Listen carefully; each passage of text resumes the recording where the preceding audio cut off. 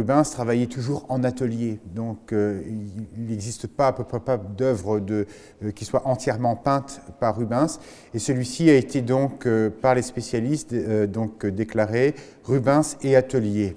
C'est une œuvre de jeunesse. Il y a donc au Louvre des esquisses, des dessins de ce tableau qui datent de 1611. Donc ce tableau aurait été peint au retour de Rubens d'Italie. Alors c'est une œuvre de jeunesse, ce qui explique en grande partie son style très particulier, puisque ce style est caravagesque. Rubens s'essaye au style du Caravage, chemin qu'il ne confirmera pas par la suite. En termes de peinture, il ne prendra pas l'option Caravage, il en prendra d'autres. Ensuite, pour l'histoire de ce tableau, vous avez un tableau qui vient, ça on l'a un peu mieux donc découvert, qui vient donc de l'Allemagne et qui vient de Munich. C'est donc une prise napoléonienne. Voilà. Je pensais, moi, personnellement, que ce tableau avait été acheté par un curé qui, au début du XIXe siècle, avait acheté énormément de toiles et de tableaux pour Saint-Eustache. Non, c'est une prise napoléonienne. Tableau dont le centre est marqué par Jésus qui broie le pain. Donc c'est vraiment le centre du tableau.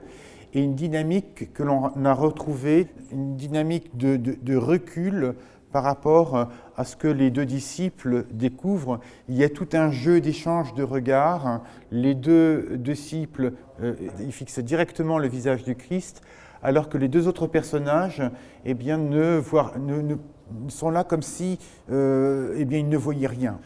Vous avez aussi, et on le voit malheureusement moins bien, mais on le voyait mieux quand il était en atelier, vous avez un jeu de pieds qui est extrêmement complexe, très beau, avec des pieds sales, comme le Caravage peignait également les pieds sales, donc pour marquer notamment que nous avons bien affaire effectivement à des pèlerins. C'est une œuvre qui a retrouvé, grâce à sa restauration, sa force créative. Et c'est donc un tableau qui a étonné, après restauration, par sa qualité. J'ai restauré avec mon équipe cette œuvre qui a été déposée donc en janvier 2019 jusqu'à l'été-automne 2020. Donc je suis restauratrice indépendante et j'ai formé une équipe, un groupement d'entreprises de restaurateurs pour répondre à un marché de la coarque. Donc nous avons pendant 5 ans eu un accord cadre qui nous a permis donc de travailler sur les églises de la ville de Paris, qui a été renouvelé pour les 4 prochaines années. Donc voilà, je vous explique un petit peu comment nous travaillons, comment nous fonctionnons. Donc la coarque, c'est la conservation des œuvres d'art religieuses et civiles de la ville de Paris, qui a pour mission donc d'entretenir le patrimoine des églises de la ville. Et donc nous restaurons plus spécifiquement les peintures murales et les peintures de chevalet, donc comme ce magnifique tableau de Rubens. Donc nous avons travaillé 7 restaurateurs pour restaurer cette œuvre. Donc 3 restaurateurs de couches picturales dont je fais partie et 3 restaurateurs de support, un restaurateur de cadre, voilà pour le cadre qui encadre l'œuvre. Donc la conservatrice en chef de la coarque nous a fait demander d'intervenir en janvier 2019 car elle avait remarqué d'importants soulèvements dans la partie basse de l'œuvre en fait. Les déformations étaient vraiment très marquées et évoluait vers des pertes de matière. Donc l'œuvre était vraiment en péril, notamment dans les parties très sombres, on avait vraiment des pertes de matière importantes en cours. Donc il fallait intervenir rapidement. Et de plus, cette œuvre n'avait pas été restaurée depuis de longues années, mais recouverte au fil des ans de vernis successifs, d'encrassement. Voilà, donc le but de notre intervention, c'était à la fois de préserver la matérialité de l'œuvre, et de restaurer son image aussi, voilà, pour permettre sa visibilité.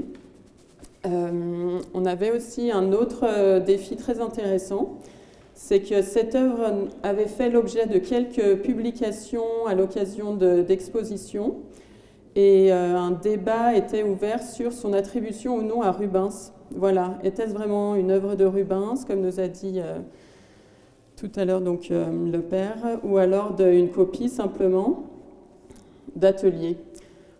Pourquoi cette question se posait? On a une gravure qui date de 1611 qui représente cette même œuvre et qui l'attribue à Rubens, mais une copie existe à Madrid. Donc laquelle des deux œuvres était l'œuvre de la main du peintre? Nous avons fait toute une série d'imagerie qu'un laboratoire indépendant donc, a réalisé, et notamment d'infrarouge, enfin bref, pour connaître un petit peu la structure du tableau, essayer de voir le dessin du peintre, le dessin préparatoire.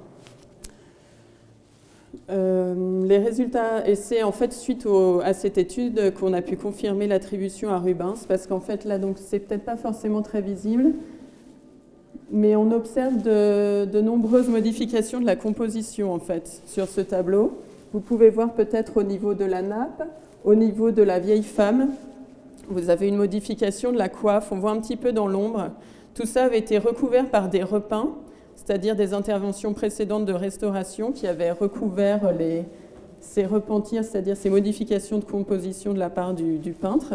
Donc on en a conclu, si le peintre a modifié sa composition, si le dessin sous-jacent également montre une évolution de la composition, une composition différente de celle que l'on peut observer, c'est donc bien que cette œuvre n'est pas une copie, mais un original. Donc ces suppositions étaient confirmées par la venue d'un spécialiste de Rubens qui a été d'accord avec cette hypothèse. C'est le peintre qui fait évoluer sa composition au fur et à mesure de son exécution. Surtout Rubens a l'habitude de mettre en place ses compositions de manière assez libre, même s'il fait beaucoup de dessins préparatoires sur des papiers. Ensuite, lorsqu'il s'attaque à sa toile, il met de nouveau son dessin en place de manière comme une esquisse en fait. Et donc ensuite, il va pouvoir, au moment de la peinture, il va déjà modifier un petit peu ce qu'il a mis en place, puisque c'était quelque chose de pas très précis finalement, qui n'est pas fait pour être suivi à la lettre. Et ensuite, progressivement, tout ce qu'il va modifier, en fait, on s'est rendu compte, par exemple, à l'imagerie, que la vieille femme n'était pas au départ dans la composition, qu'elle est arrivée plus tard et qu'il a changé en cours de route l'inclination du visage. Donc nous, on respecte au maximum le peintre et l'histoire du tableau, à la fois l'histoire du tableau et à la fois la volonté du peintre. Donc on ne touche absolument à rien de l'existant. Et au contraire, maintenant, on va même laisser apparaître cette histoire matérielle, c'est-à-dire que ce qui va apparaître par transparence accrue au fil du temps, vous voyez, la peinture va s'affiner, va devenir un peu plus transparente, et on va voir ce geste du peintre antérieur en fait à la composition finale, et on va le laisser apparent. Voilà, on choisit maintenant de le laisser apparent et pas de le cacher comme ont pu le faire des restaurateurs dans le passé en les recouvrant de leur propre peinture. Cette œuvre avait déjà été restaurée, elle était rentoilée, c'est-à-dire qu'une autre toile avait été collée au revers, elle a été retirée, remplacée par une nouvelle. La couche picturale a été refixée avec succès et ensuite nous avons procédé à son nettoyage, c'est-à-dire au retrait des encrassements, des très nombreux vernis successifs, très épais, très jaunis qui recouvraient l'œuvre et des différentes campagnes de repeint qui avaient eu lieu au cours de l'histoire. Des restaurateurs passés avaient recouvert des zones assez larges d'une peinture qui n'était pas d'origine. Donc, chose que nous ne faisons plus maintenant, enfin, on ne procède plus de la même manière quand on retouche un tableau.